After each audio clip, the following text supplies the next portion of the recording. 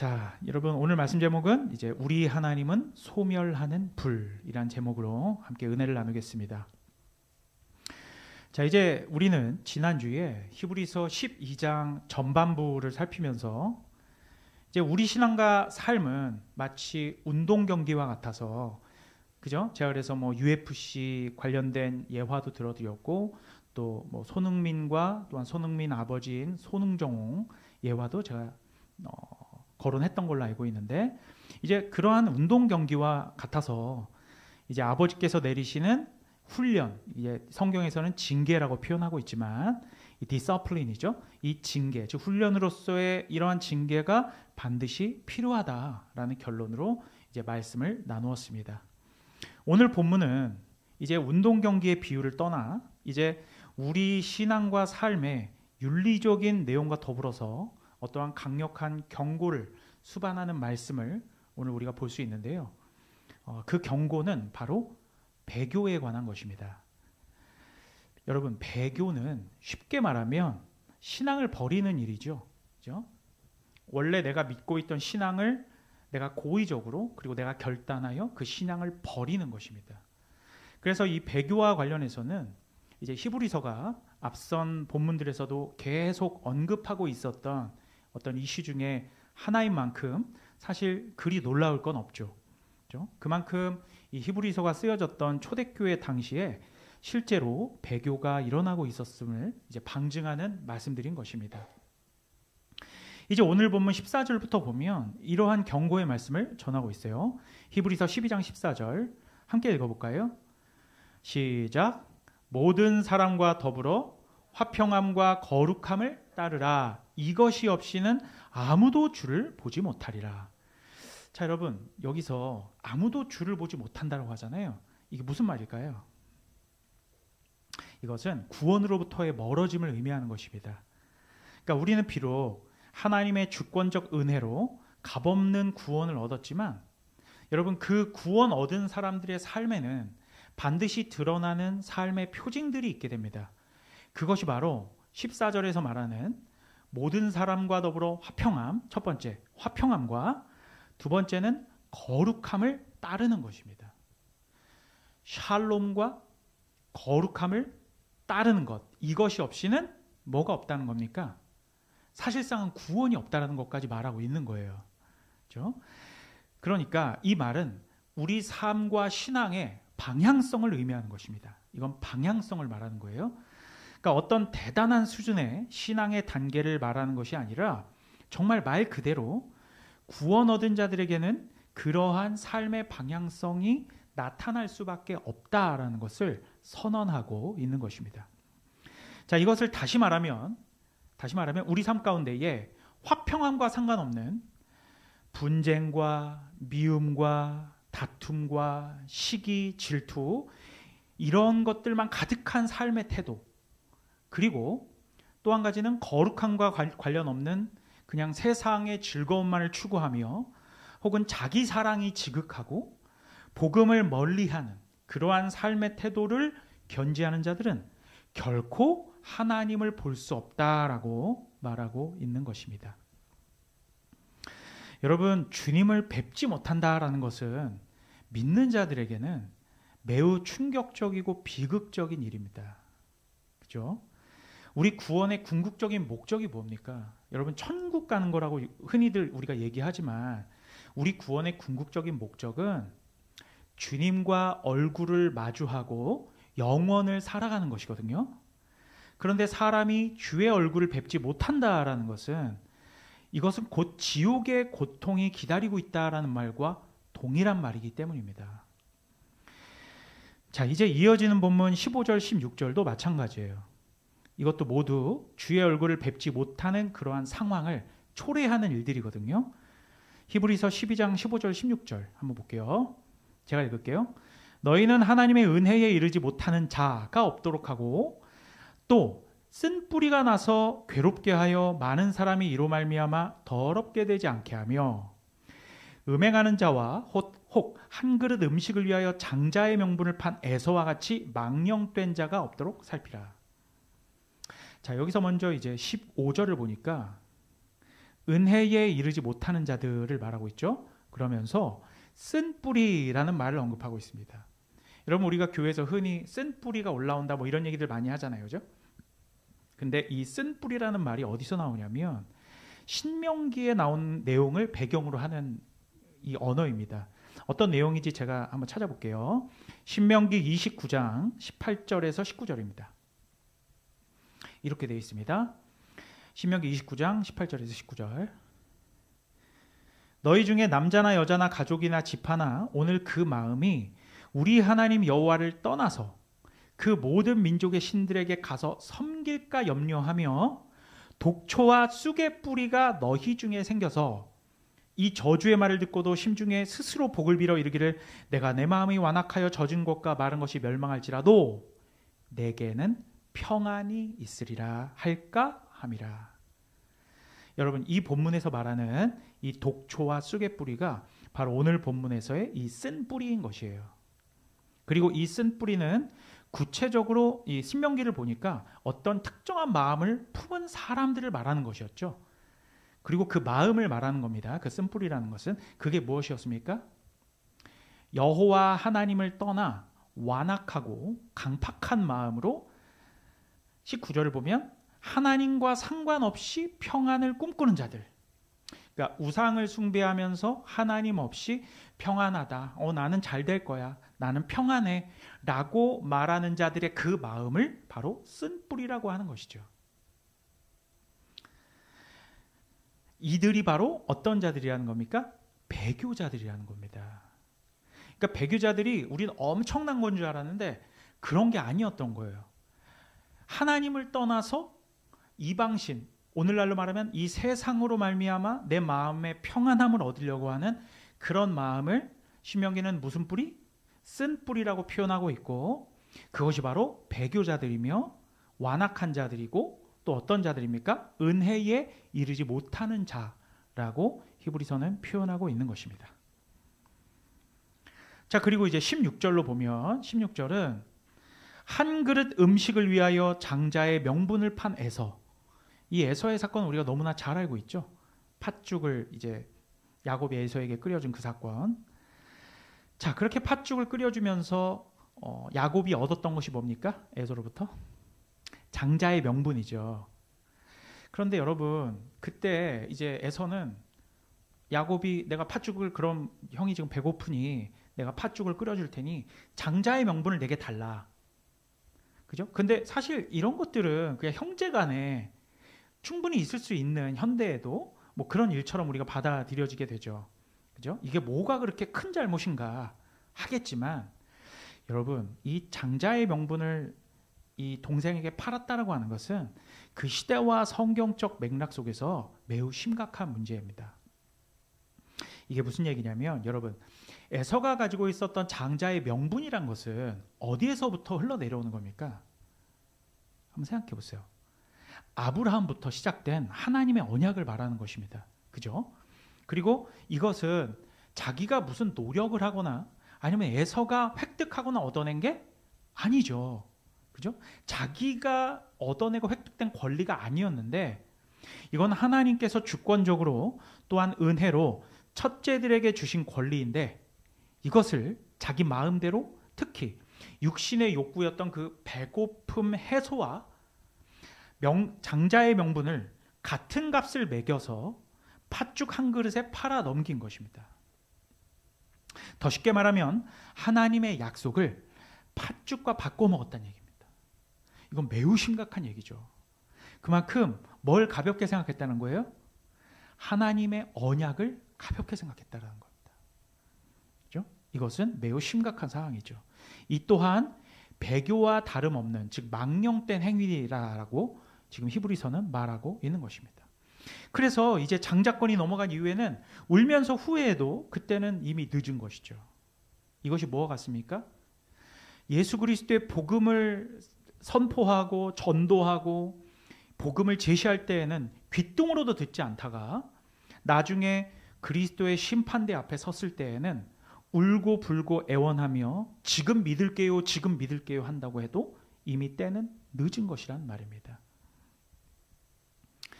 자, 이제 오늘 본문 18절에서 21절까지는 이제 이게 조금 어려울 수 있는 본문 내용인데 잘 읽어보면 어렵지 않습니다.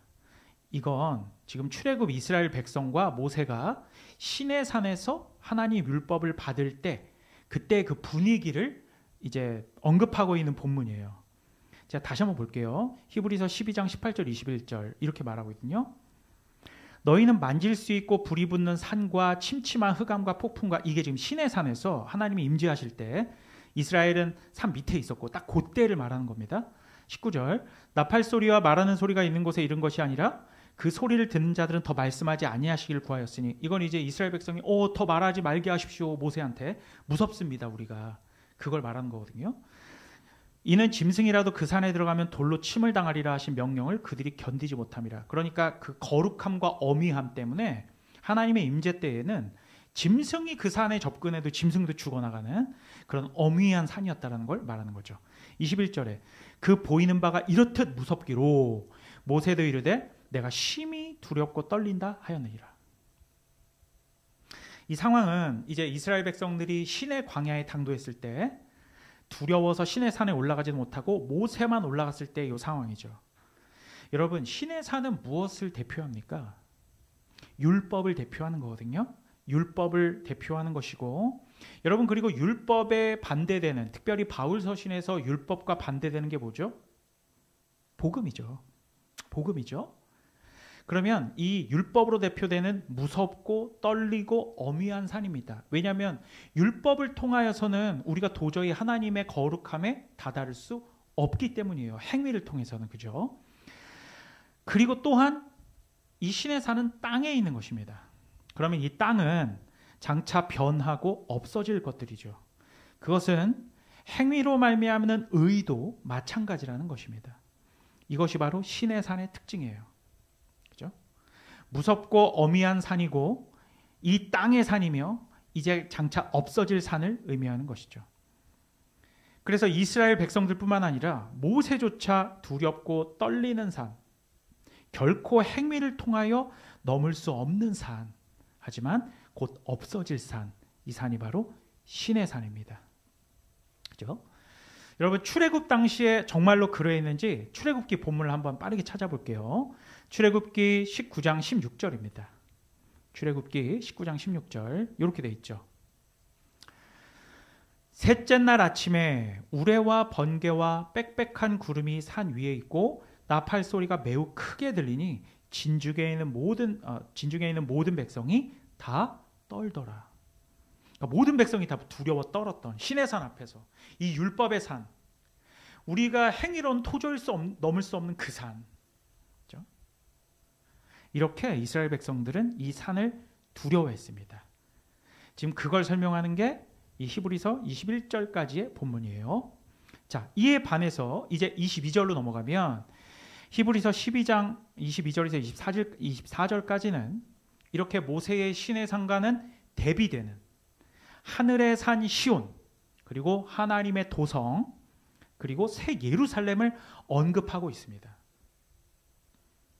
여러분, 이곳은 이 땅의 산과는 대비되는 천상의 장소이고 천상의 산입니다. 이제 신의 산과 율법은 하늘의 산이 등장했을 때는 온데간데 없이 사라지고, 그죠? 그리고 율법이 없어지게 된 계기는 바로 새 언약의 중보자 되시는 예수 그리스도와 그의 피가 등장하게 되죠. 율법과 같이 불완전한 것들은 사라지고 이제 온전한 것이 충만한 그런 산이 지금 히브리서 22절에서 24절까지 등장하는 바로 이 산입니다. 그러니까 지금 단락이 두 개가 대비되고 있는 거예요. 자, 히브리서 19장 22절에서 24절 여러분들의 목소리를 함께 읽어주셨으면 감사하겠습니다. 22절부터 여러분 읽어주세요. 시작. 너희가 이른 곳은 시온산과 살아계신 하나님의 도성이 하늘의 예루살렘과 천만 천사와 하늘에 기록된 장자들의 모임과 교회와 만민의 심판자이신 하나님과 및 온전하게 된 의인의 영들과 새 언약 및 아벨의 피보다 더 나은 것을 말하는 뿌린 피니라. 그죠? 이렇게 하늘의 것, 그리고 그 천상 가운데 계신 예수 그리스도를 언급하고 있습니다. 이것은 신의 상과 율법과 대비되는 것이죠. 땅과 하늘이 대비되고 있습니다. 자, 그러면서 이제 25절부터 27절까지의 본문은 앞서 신의 산을 암시했던 본문과 그리고 24절까지 말했던 이 시온산을 비교하면서 수신자들에게 무언가를 권고하고 있습니다. 이걸 한번 들어보세요. 히브리서 12장 25절 27절. 너희는 삼가 말씀하신 일을 거역하지 말라. 땅에서 경고하신 일을 거역한 그들이 피하지 못하였거든. 하물며 하늘로부터 경고하신 일을 배반하는 우리일까 보냐.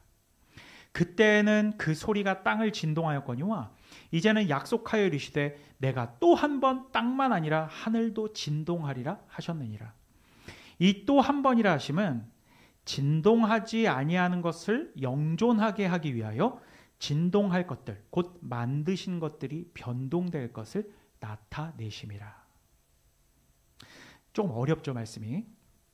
자, 천천히 여러분 이해할 수 있습니다. 여러분, 오늘 우리 본문 서두에 뭘 경고하는 말씀으로 시작했죠? 배교, 그죠?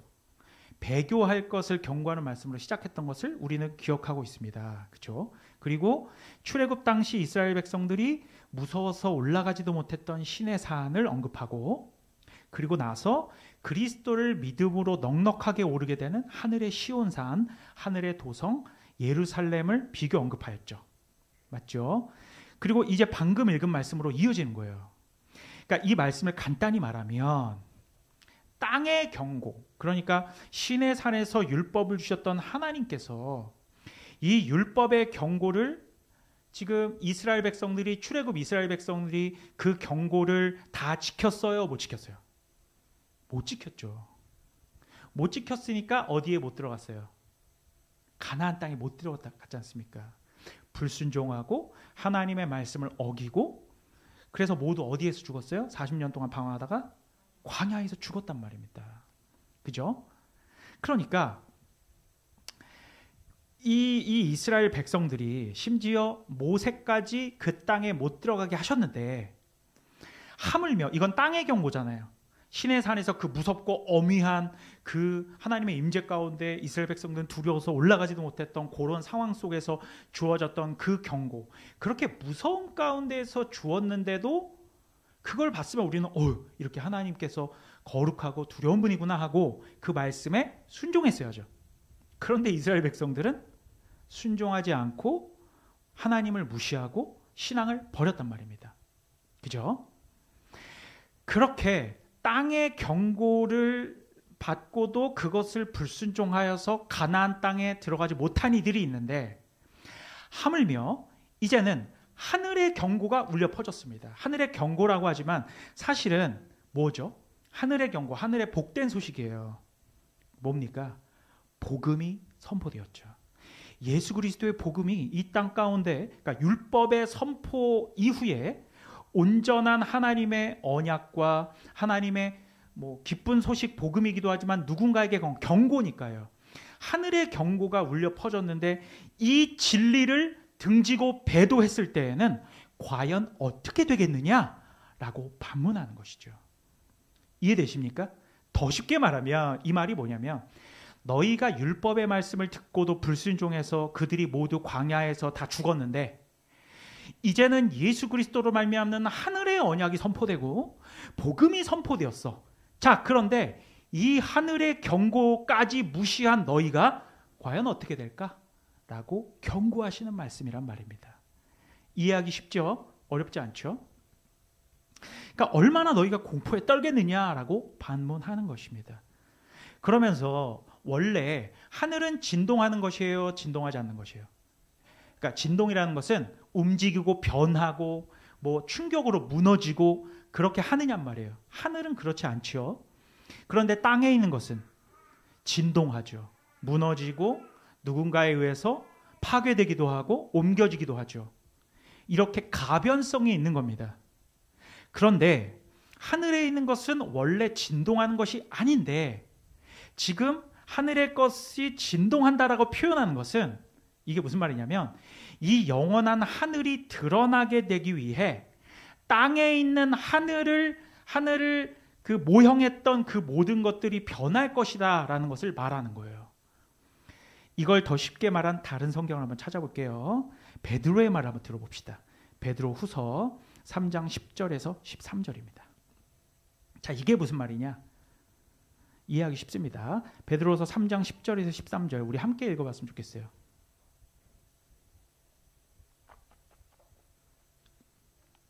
자, 10절부터 찾으신 줄 알고 베드로서 3장 10절에서 13절 시작. 그러나 주의 날이 도둑같이 오리니 그 날에는 하늘이 큰 소리로 떠나가고 물질이 뜨거운 불에 풀어지고 땅과 그 중에 있는 모든 일들이 드러나리로다. 이 모든 것이 이렇게 풀어지리니 너희가 어떠한 사람이 되어야 마땅하냐? 거룩한 행실과 경건함으로 하나님의 날이 임하기를 바라보고 간절히 사모하라. 그 날에 물질이 뜨거운 불에 녹아지려니와 우리는 그의 약속대로 의가 있는 곳인 새 하늘과 새 땅을 바라보도다. 아시겠죠? 하늘이 진동한다는 것이 무슨 의미인지 종말의 때를 의미하는 것입니다. 신의 산에서 율법을 받았을 때 땅이 진동하여도 덜덜 두려워 떨면서 제발 그만 말씀하게 하세요라고 모세에게 말했던 이 죄된 인간들이 이렇게 하늘이 진동할 때에는, 그죠? 하늘이 열리고 풀어지고 땅이 불에 풀어지고 이러할 때에는 그 죄인들은 도대체 어떻게 된다는 것이냐, 이러한 경고를 우리에게 던지고 있는 것입니다. 이 말씀을 사실은 어떤 사람들에게는 공포의 말씀이 되지만 어떤 사람에게는 기쁘고 복되고 지금껏 쭉 기다려온 바로 그 날이 되는 것이죠. 복된 소식이 되는 것입니다. 그래서 여러분, 복음에는 양면성이 있습니다. 우리는 복음은 기쁜 소식이에요. 복된 소식이에요. 예수님이 여러분들을 위해 죽으셨어요. 그러면서 우리는 전도를 하지만 그것을 받아들이는 자들에게는 그것은 복된 소식이며 기쁜 소식이고 생명을 주는 것이지만 그것을 받아들이지 않고 등지고 복음을 무시하고 예수 그리스도의 피를 값싼 피로 만들어버리고 복음을 멸시하는 자들에게 그 복음은 어떤 말씀이 됩니까? 경고의 말씀이 되는 것입니다. 아시겠죠? 그렇기 때문에 여러분, 오늘 첫 구절 기억나십니까? 뭐와 뭐를 따르라? 화평함과 거룩함을 따르라. 이것이 없이는 주를 보지 못하리라. 이것은 베드로서 3장 11절과 정확하게 일치하는 말씀입니다. 여러분, 11절에 우리 다시 한번 볼까요? 베드로서 3장 11절 보면 너희가 어떠한 사람이 되어야 되겠느냐라고 하면서 어떻게 하라고 합니까? 거룩한 행실과 경건함으로 하나님의 날이 임하기를 바라보고 간절히 사모하라. 똑같은 말씀을 하고 있는 것입니다. 우리는 우리가 종말을 맞이할 때에 뭔가 거창하고 위대한 신앙의 무언가를 갖추고 있을 것처럼 생각할지도 모르겠습니다. 하지만 주께서 우리에게 요구하시는 것은요, 그렇게 거창한 것이 아닙니다. 하나님께서는 우리에게 어떤 수준을 요구하는 게 아니에요. 이걸 꼭 기억해 주십시오. 하나님은 너가 열심히 신앙생활에서 이 수준에 올라가를 말하는 게 아니에요. 낮은 수준의 신앙이건 높은 수준의 신앙이건 단계나 어떤 차이가 아니라 뭘 말한다고요? 방향성을 말한다고요. 거룩함과 화평함의 수준에 오르라고 말하지 않고 뭐라고 말씀합니까? 따르라고 말하잖아요. 여러분들의 하루하루가, 여러분들의 매 순간순간이, 모든 결정들이, 그리고 삶의 모든 숨쉬는 순간들이 어떠한 방향성에 있느냐. 그 방향성이 거룩함과 화평함을 따르는 방향이냐, 아니면 내 욕심을 채우고 내가 우선이고 나 행복한 게 우선인 그러한 방향이냐. 그것을 살피라는 것입니다. 주님께서 우리에게 요구하시는 것은 매우 단순합니다. 베드로 후서 말씀처럼 거룩한 행실과 경건함으로 주의 날을 기다리라는 것과 히브리서 본문처럼 화평함과 거룩함을 따르라는 겁니다. 따른다라는 것은 여러분 너무 그렇게 어려운 게 아니에요. 우리의 방향성입니다. 예수님을 따를 것이냐 따르지 않을 것이냐. 그렇죠? 여러분 그러한 자들에겐 하늘에 진동하는 날은 두려움과 공포의 날이 아니라 어떤 날이 됩니까? 기쁨과 행복의 날이 되는 것입니다. 여러분 현대인들은 경고나 충고를 달가워하지 않습니다. 과거 수십 년 전의 인류들보다 지금 현 시대 21세기 인류들은 어떠한 이런 경고, 충고 이런 것들을 달가워하지 않아요.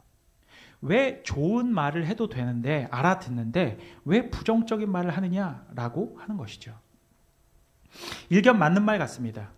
하지만 여러분 성경은 자기 자존심과 가치를 최고로 내세우는 인간의 본성을 잘 알고 있기 때문에 단지 타이르는 데서 그치지 않습니다. 물론 성경은 많은 본문에서 타이르는 본문이 나오죠. 하지만 더 많은 본문에서 경고와 협박성 그리고 너 이렇게 하지 않으면 죽어라는 말까지도 서슴지 않죠. 왜 그렇겠습니까? 여러분 인간은 절대 좋은 말로 해서 하나님의 말씀을 순종하지 않는 존재라는 것을 신구약 성경은 수도 없이 증명해내고 있습니다. 만약에 좋은 말로 타이르는 것으로 인간이 알아들을 정도였으면 출애굽 이스라엘 백성들은 모두 다 가나안 땅에 들어갔을 것입니다. 그죠? 여러분 우리는 이러한 하나님의 오늘 말씀처럼 좀 무서운 말씀, 경고의 말씀들 이런 말씀들을 우리는 달게 들어야 합니다. 너 이렇게 하지 않으면 죽어라는 말씀도 정말 꿀송이보다 더 단 말씀으로 우리는 받아들여야 한다고요. 그 어휘들이 때로는 딱딱하고 거칠지라도 그 내용의 핵심은 우리에게 생명을 주는 엑기스의 말씀이기 때문입니다. 여러분 아까 말씀드렸다시피 복음에는 이중적인 의미가 내포되어 있습니다. 누군가에게는 복되고 기쁜 소식이지만 누군가에게는 심판의 경고가 될 수 있다는 얘기죠. 여러분 이제 오늘 마지막 두 구절 한번 볼게요. 요거 하고 마치겠습니다. 히브리서 12장 28절 29절 이렇게 말씀하고 있습니다. 그러므로 우리가 흔들리지 않는 나라를 받았은즉 은혜를 받자. 이로 말미암아 경건함과 두려움으로 하나님을 기쁘시게 섬길시니 우리 하나님은 소멸하는 불이심이라. 여러분 오늘 말씀을 받은 우리가 해야 할 일은 다를 거 없습니다. 오늘 이 마지막 구절들처럼 은혜로 하나님 나라를 상속받고 경외함과 경건함과 기쁨으로 하나님을 섬기는 겁니다. 간단해요. 성경은 우리에게 복잡한 걸 요구하지 않습니다. 기쁨으로 섬겨라. 하나님의 나라를 은혜로 상속받아라. 믿음으로 받아들여라. 우리는 순종하면 되는 것이죠. 그리고 오늘 서두의 본문처럼 경고 말씀처럼 뭐와 뭘 따라야 됩니까? 화평함과 거룩함을 따라야 됩니다. 화평함이란 것은 나 혼자 지켜지는 게 아니죠. 모든 사람과 화평하라라고 말하고 있죠. 내 삶의 모든 환경 가운데 내가 부딪히는 사람들과 나를 세우거나 그들과 충돌하는 것이 아니라 될 수 있으면 화평하라라는 것이죠. 부도덕하고 범죄가 서린 곳에 그것을 함께 화평하란 말이 아닙니다. 공의가 깃드는 화평함이죠. 그렇죠? 여러분 그리고 오늘 마지막 구절에 우리 하나님을 뭘로 설명하고 있습니까? 소멸하는 불로 설명하고 있습니다. 소멸하는 불. 여러분 오늘 설교의 제목을 저는 소멸하는 불이신 하나님으로 정했는데 잘 들어보세요. 여러분 소멸하는 불이라고 하면 어떤 느낌이 드십니까? 두렵죠. 소멸해버리는 불, 다 consuming fire, 다 태워버리는 거. 두려워. 그런데 제가 복음에는 이중성이 있다고 했죠. 우리 하나님께서 소멸하는 불이시다라는 말을 들었을 때에 어떤 자들은 무서운 하나님으로 인식될 수도 있지만 또 한 가지는 다를 수가 있습니다. 무엇입니까? 우리 내부에 있는 죄를 태우시는 하나님의 거룩하심을 생각하고 발상해내는 사람들도 있을 것이란 말이에요. 그러니까 우리는 어떤 한 단어를 듣고 인식했을 때 거기에 따른 서브 텍스트 그리고 그 엑기스를 보아야 합니다. 소멸하는 불 대신 하나님은 매우 좋은 의미예요. 우리의 죄를 소멸하고 태우시는 그런 하나님을 설명하는 것이죠. 이 소멸하는 불이라는 말도 신명기에서 온 거거든요. 그게 어떤 상황이었냐면 신명기 4장 24절에 우상 숭배하지 말 것을 경고하는 모세의 그 경고의 말에서 유래된 어휘예요. 너희가 이러이러한 것들을 나무와 뭐 이런 것들로 우상을 만들어 섬기지 마. 하나님은 소멸하는 불이셔. 자, 이렇게 말했다는 것은 하나님은 뭘 다 태워버리시겠다는 겁니까? 우상을 태워버리시겠다는 겁니다. 그렇죠? 누군가에게는 심판의 하나님, 나를 혹시 나 자신을 태워버리시는 거 아니야? 라고 생각하는 사람이 있는 반면에 또 한 차원에서는 우리의 모든 우상들을 태우실, 내 안에 있는 죄성을 태우실 그 성령의 불, 소멸하는 불이신 consuming fire 되시는 우리 성령 하나님을 인식하고 떠오르는 사람이 있다는 얘기죠. 이렇게 누군가에게 소멸하는 불은 기쁨과 소망의 말입니다. 그죠? 우리 죄악을 태우시는 주님을 소망하기 때문입니다. 거룩함과 화평함을 따르는 자들이 바로 그렇다라는 것이죠. 소멸하는 불 대신 주님께서 자신을 태울 것을 아는 자들과 자신의 죄악을 태울 것을 아는 자의 차이는 이다지도 큰 겁니다. 다시 한번, 소멸하는 불 대신 주님께서 죄악으로 된 나를 태울 것이냐, 아니면 내 안에 죄악을 태울 것이냐, 이것에 따라 소멸하는 불 대신 주님을 받아들이는 자의 입장은 완연히 다르게 되는 것이죠. 그래서 누군가에게는 하나님 아버지가 되시는 것이고 누군가에게는 엄위하신 심판주가 되는 것입니다. 마치 신의 산에서 율법이 내려졌을 때 벌벌 떨면서 그 소리가 안 들리게 해주세요라고 요구했던 이스라엘 백성들처럼 말이죠. 하지만 우리는 하늘의 도성을 바라보고 시온산을 바라보고 있기 때문에 그럴 필요가 없다라고 말하는 겁니다. 소멸하는 불 대신 주님을 우리 안에 받아들이고 내 안에 죄악을 태우실 주님을 소망할 것이냐, 아니면 내 욕심으로 가득 찬 여전히 나를 놓지 못하는 나를 태워버리실 소멸하는 불 대신 주님을 두려워할 것이냐, 그것은 여러분에게 달린 것입니다. 누군가에게는 아버지가 되시고 누군가에게는 심판주가 되실 그 하나님을 깊이 묵상하시며 여러분은 어떠한 선택을 하실 것인지 여러분께서 한 주 동안 깊이 묵상하시는 귀하고 복된 한 주 되시기를 주님의 이름으로 간절히 축원드립니다.